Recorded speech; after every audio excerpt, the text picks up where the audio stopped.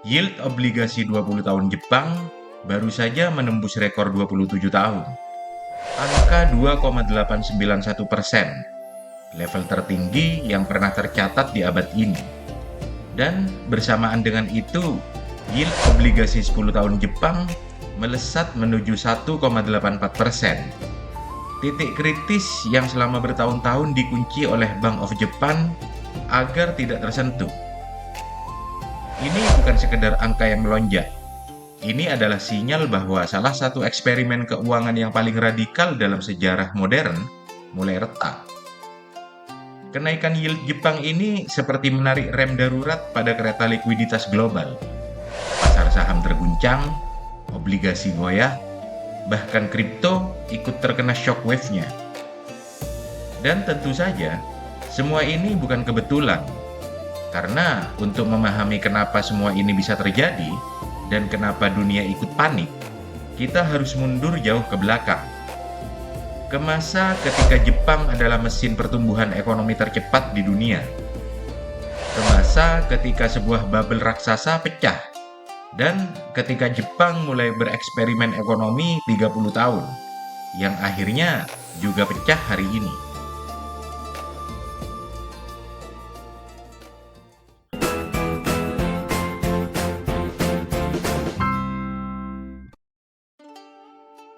Untuk memahami krisis Jepang hari ini, kita harus kembali ke titik nol, yaitu pada tahun 1945.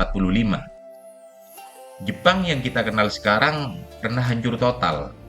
Infrastruktur luluh lantak, industri berhenti, kota-kota terbakar, dan ekonomi runtuh lebih dari 50%. Ini adalah titik terendah dalam seluruh sejarah modern Jepang. Namun, dari kehancuran itu, lahirlah fondasi kebangkitan. Amerika Serikat memimpin rekonstruksi besar-besaran. Zaibatsu, konglomerat raksasa yang menguasai ekonomi Jepang, dibubarkan. Tanah-tanah pertanian didistribusikan kembali. Dan untuk pertama kalinya, Jepang dipaksa membangun ekonomi yang kompetitif, bukan feodal. Pemerintah Jepang lalu membentuk MITI, kementerian yang kelak menjadi otak di balik industrialisasi paling agresif di abad ke-20. MITI memilih sektor-sektor strategis, mobil, elektronik, baja, dan kapal. Mereka bukan hanya memberi subsidi, tapi juga mengatur arah riset, ekspor, bahkan teknologi apa yang harus dikembangkan. Hasilnya, sebuah keajaiban. Pada periode 1950 sampai 1973, ekonomi Jepang tumbuh rata-rata 10% per tahun. Sebuah angka yang hari ini nyaris tidak mungkin dicapai oleh negara manapun di dunia. Perusahaan Jepang mulai mendominasi dunia. Toyota, Sony, Mitsubishi, Panasonic, Nissan, semuanya meledak bersamaan, membawa Jepang menjadi kekuatan industri global. Pada tahun 1980-an, Jepang resmi menjadi ekonomi terbesar kedua di dunia. Saking cepatnya pertumbuhan, banyak analis barat menulis bahwa Jepang akan mengalahkan Amerika. Tapi ternyata kejayaan yang terlalu cepat punya sisi gelap.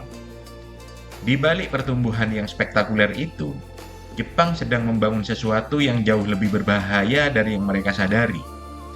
Sebuah bubble raksasa yang kelak menjadi awal dari The Lost Decade. Keajaiban ekonomi Jepang terus melaju sampai pertengahan 1980-an, sampai sebuah perjanjian internasional mengubah segalanya. Namanya Plaza Accord, yang ditandatangani tahun 1985. Saat itu, Amerika sedang menghadapi defisit perdagangan besar, dan mereka menekan negara-negara lain termasuk Jepang agar mata uang mereka menguat terhadap dolar. Jepang pun menyetujui kesepakatan itu. Akibatnya, yen melonjak dengan sangat cepat. Dalam 2 tahun saja, nilai yen hampir 2 kali lipat. Perusahaan Jepang tiba-tiba kehilangan daya saing karena ekspor jadi terlalu mahal. Untuk mencegah resesi, pemerintah Jepang mengambil langkah yang salah. Mereka menurunkan suku bunga sedalam mungkin, memompa kredit, dan memicu salah satu bubble terbesar dalam sejarah manusia. Akibatnya, uang murah mengalir kemana-mana, mulai dari saham, tanah, perusahaan, seni, bahkan ke lapangan golf. Nikkei 225, indeks saham utama Jepang, melonjak ke rekor 39.000 poin pada Desember 1989. Di sisi lain, harga properti mencapai tingkat yang benar-benar tidak masuk akal. Nilai tanah di pusat Tokyo saat itu lebih mahal dibanding seluruh real estate di Amerika Serikat. Sebuah ekstrim yang tidak pernah terjadi sebelumnya dan belum pernah terulang.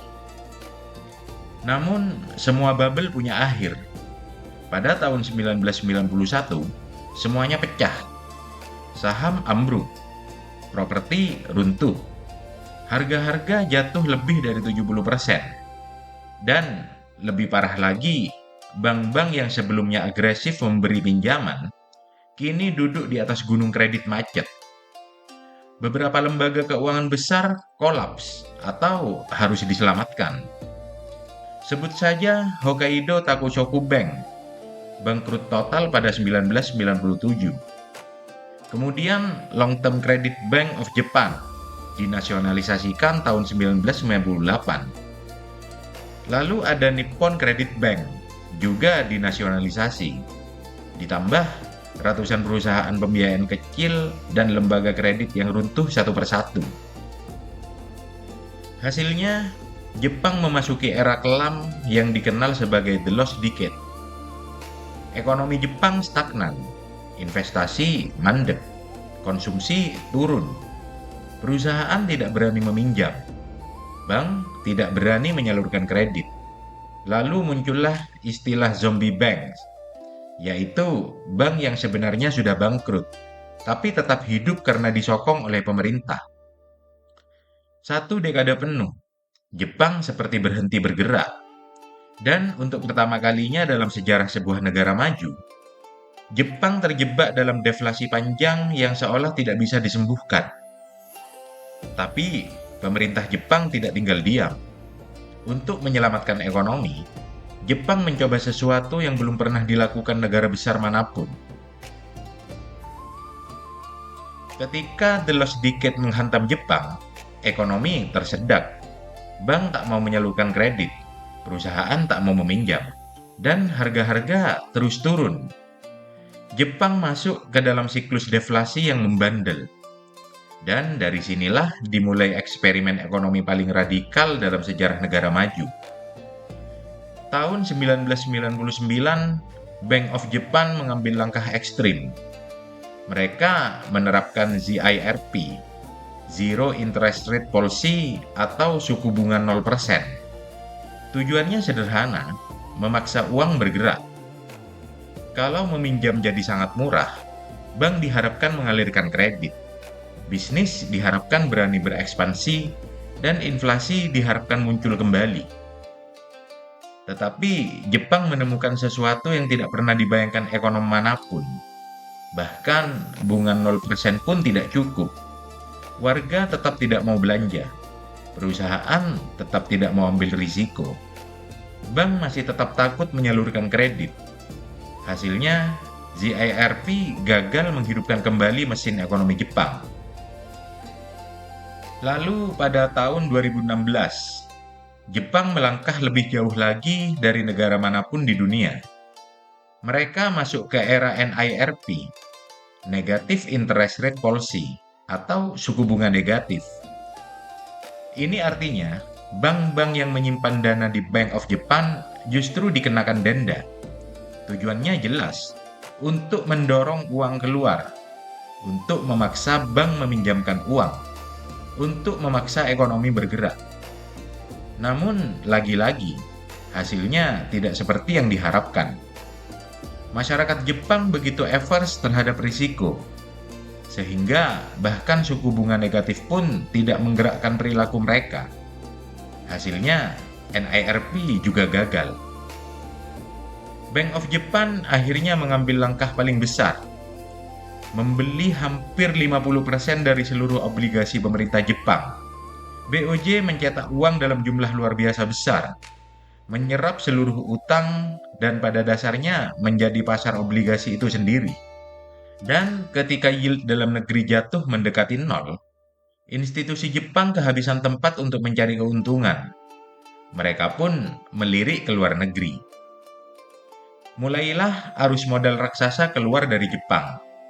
Dana pensiun, asuransi, dan bank Jepang membeli aset asing dalam jumlah fantastis, terutama US Treasuries. Dari sini, Jepang menjadi salah satu pemilik obligasi Amerika terbesar di dunia, dengan total lebih dari 1,19 triliun US dollar. Selama 30 tahun, eksperimen ini menahan ekonomi Jepang agar tidak jatuh lebih dalam. Tapi ada satu hal yang tidak pernah berhasil. Selama 30 tahun itu, Jepang mencoba segala cara untuk menaikkan harga dan menghidupkan permintaan.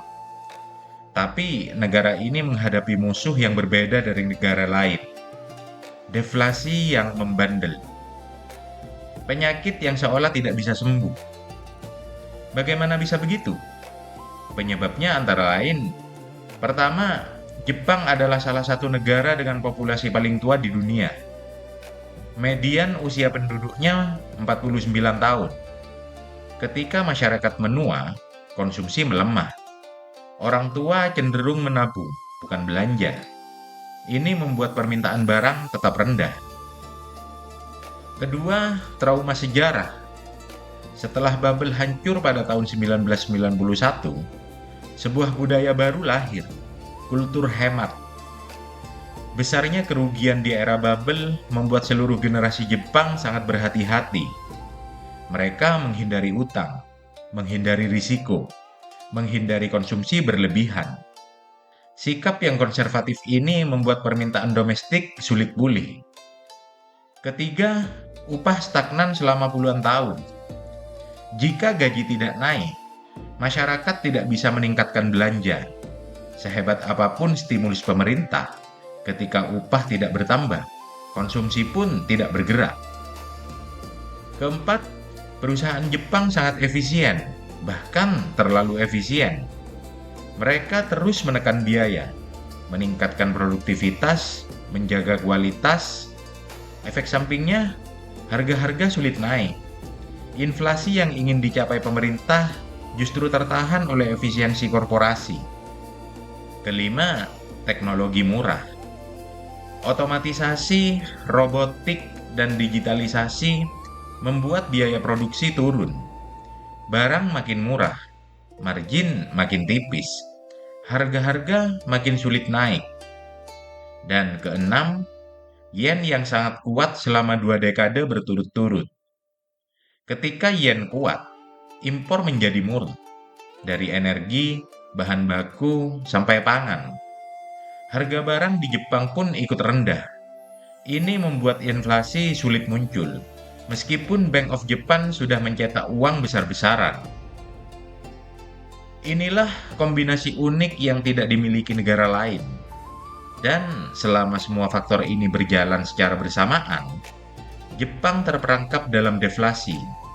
Dunia dengan harga stabil atau terus turun. Namun kini, pelan-pelan eksperimen tersebut mulai retak. Untuk pertama kalinya dalam hampir 3 dekade, pasar obligasi Jepang bergerak seperti negara normal, bukan lagi negara dengan bunga nol. Dan inilah penyebab dunia ikut bergetar. Yield obligasi Jepang melonjak. Tenor 10 tahun menembus 1,84%, sementara tenor 20 dan 30 tahun mendekati 3%. Angka-angka ini mungkin terlihat kecil, tapi untuk Jepang, ini revolusioner. Selama 30 tahun, yield Jepang nyaris nol. Bank of Jepang membeli lebih dari separuh seluruh obligasi pemerintah, menahan suku bunga rendah, dan memaksa investor Jepang mencari imbal hasil di luar negeri melalui US Treasury, obligasi Eropa, obligasi Australia, hingga aset pasar negara berkembang. Itulah sebabnya Jepang menjadi pemasok likuiditas global terbesar. Mereka adalah penyangga diam-diam yang membuat biaya uang di seluruh dunia tetap murah. Tapi sekarang, ketika JGB mulai memberikan yield 2 hingga 3%, matematikanya berubah total. Untuk pertama kalinya sejak 1990-an, obligasi Jepang lebih menarik daripada obligasi asing. Efek dominonya langsung terasa. Pertama, investor Jepang pulang kampung. Mereka mulai menjual obligasi luar negeri dan membawa dananya kembali ke Tokyo. Ketika pembeli besar hilang, yield UST dan obligasi global ikut naik. Dan saat yield naik, risiko finansial juga ikut naik. Saham tertekan, properti tertekan, bahkan kripto terguncang. Kedua, yen menguat. Investor Jepang yang membawa pulang dana menciptakan lonjakan permintaan yen. Dan yen yang menguat memukul strategi global bernama carry trade. Carry trade bekerja sederhana. Pinjam yen dengan bunga super rendah, investasikan ke aset di luar negeri dengan yield lebih tinggi. Selama yen lemah, mereka untung. Tapi ketika yen tiba-tiba menguat, semua portofolio ini runtuh. Investor global harus menutup posisi secepat mungkin. Mereka menjual saham, menjual obligasi, menjual kripto untuk melunasi pinjaman yen. Ini disebut forced unwinding. Seperti mencabut colokan listrik dari seluruh pasar keuangan dunia sekaligus. Likuiditas global terancam hilang secepat kilat. Ketiga, likuiditas dunia mengetat. Uang yang sebelumnya berputar di Amerika dan Eropa dipaksa mengalir kembali ke Jepang.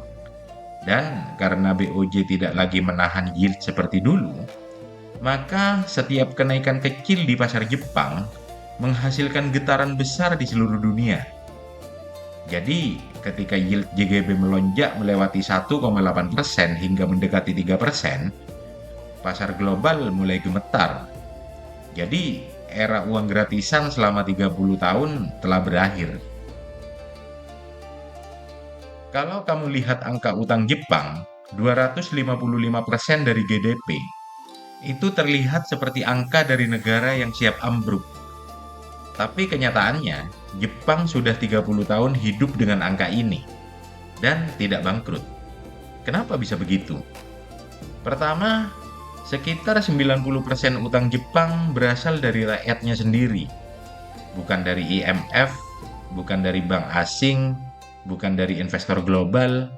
Artinya, Jepang berutang pada warganya dalam mata uangnya sendiri dan itu mengubah segalanya. Kedua, Jepang punya apa yang disebut monetary sovereignty. Bank sentralnya, BOJ, bisa membeli obligasi pemerintah tanpa batas. Mereka bisa mencetak yen kapan aja untuk menjaga sistem tetap stabil. Ini sesuatu yang tidak bisa dilakukan negara berkembang. Ketiga, tenor utang Jepang sangat panjang. Ada yang 30 tahun, 40 tahun, bahkan lebih. Beban bunganya tipis, dan naiknya suku bunga tidak langsung memukul APBN sekeras negara lain. Keempat, Jepang adalah kreditur terbesar di dunia. Mereka punya aset luar negeri triliunan dolar, dari US Treasury, properti di luar negeri, hingga kepemilikan di perusahaan global. Jadi, meskipun utangnya besar, asetnya juga besar. Dan yang paling penting, utang internal berbeda dengan utang eksternal. Jika negara berutang dalam mata uang asing, risiko bangkrut itu nyata. Tapi kalau berhutang pada rakyat sendiri, dalam mata uang sendiri, risikonya jauh lebih kecil. Itulah paradoks Jepang. Negara dengan utang terbesar, tapi salah satu yang paling kecil kemungkinan gagal bayar. Lalu, apa arti semua ini bagi masa depan ekonomi global? Selama 3 dekade, Jepang adalah sumber likuiditas terbesar di dunia, dengan suku bunga nol dan bahkan negatif. Modal bisa dipinjam murah, lalu dialirkan ke seluruh penjuru dunia, dari obligasi Amerika sampai pasar negara berkembang. JGB dengan yield super rendah menjadi pondasi dari carry trade global. Itulah kenapa Jepang disebut mesin uang gratisan dunia. Tapi sekarang, mesin itu berhenti. Karena ketika yield Jepang naik, biaya meminjam yen juga ikut naik. Dan dalam hitungan minggu, seluruh arsitektur likuiditas global ikut bergeser. Modal yang dulu mengalir bebas kini mulai pulang kampung. Obligasi tidak lagi murah. Leverage makin mahal. Likuiditas mengetat. Setelah 30 tahun, kita memasuki era baru. Era di mana uang kembali punya harga. Era di mana risiko kembali terasa. Era di mana ekonomi global harus berjalan tanpa bantuan gratis dari Jepang. This is the end of free money. Dan pertanyaannya sekarang, apa pelajaran terbesar yang bisa kita ambil dari perjalanan panjang Jepang ini? Kenaikan yield Jepang bukan tanda kiamat finansial. Ini bukan pecahnya sistem. Ini adalah normalisasi. Sesuatu yang seharusnya terjadi 30 tahun lalu, tapi baru dilakukan sekarang. Dan justru karena tertunda begitu lama, dampaknya terasa seperti guncangan. Bukan hanya untuk Jepang, tapi untuk seluruh dunia. Ketika negara kreditur terbesar dunia mengubah kebijakan, arsitektur keuangan global ikut bergeser. Likuiditas berpindah. Ini bukan era kehancuran. Ini era penyesuaian. Era di mana uang akhirnya kembali punya harga. Dan seluruh dunia dipaksa beradaptasi. Dan seperti biasa, simpan ilmunya di saku, sebarkan manfaatnya kemana-mana. Sampai jumpa di obrolan saku kita berikutnya.